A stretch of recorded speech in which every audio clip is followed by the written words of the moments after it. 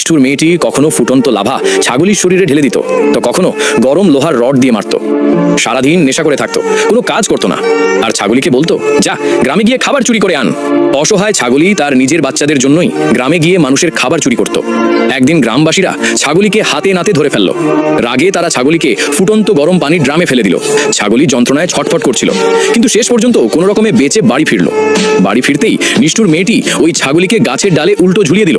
ওদিকে ক্ষুধায় কাতর ছাগলির দুই বাচ্চা মায়ের কোলে কাঁদতে কাঁদতে ঘুমিয়ে পড়ল। সকালে ঘুম ভাঙতেই ছাগলি দেখলো তার দুই বাচ্চা কোথাও নেই, কারণ সেই নিষ্ঠুর মেয়েটি শরাব কেনার টাকার জন্য ছাগলির দুই বাচ্চাকে কসাইখানায় বিক্রি করে দিয়েছিল।